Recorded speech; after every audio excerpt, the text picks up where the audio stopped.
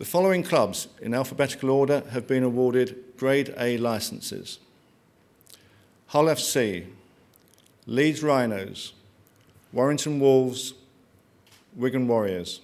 The following clubs have been awarded Grade B licences: Bradford Bulls, Catalan Dragons, Huddersfield Giants, Hull Kingston Rovers, and St Helens.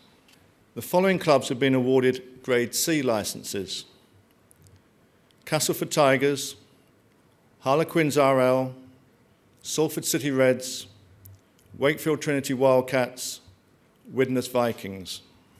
So this means that Halifax has been unsuccessful in their Super League licence application and will continue to play in the Cooperative Championships in 2012, and I wish them every success.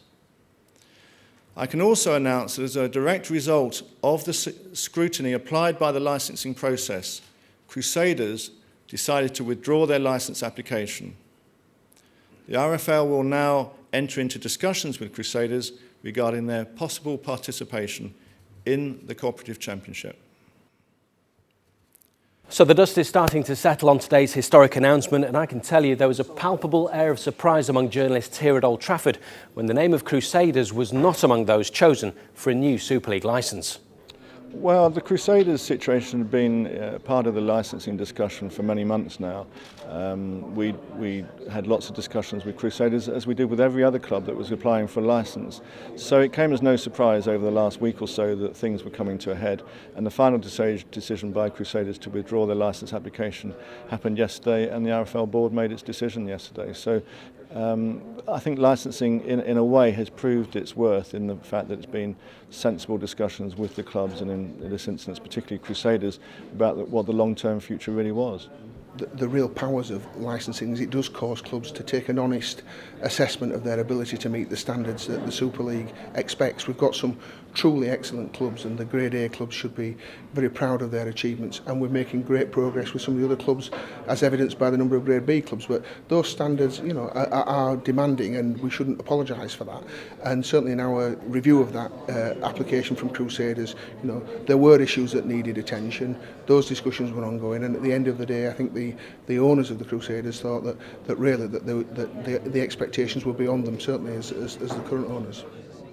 The scrutiny that licence and the discipline that licensing brings to the clubs has, generally speaking, been very well received.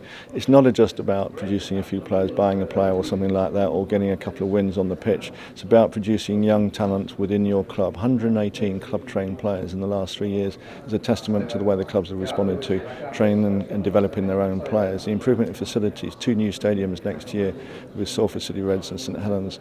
The Super League is going from strength to strength, and Crusaders will be disappointed to be dropping out, but who knows what will happen in the future, and the 14 clubs that stay will feel that they've benefited from the licensing process and what they've learnt through that process.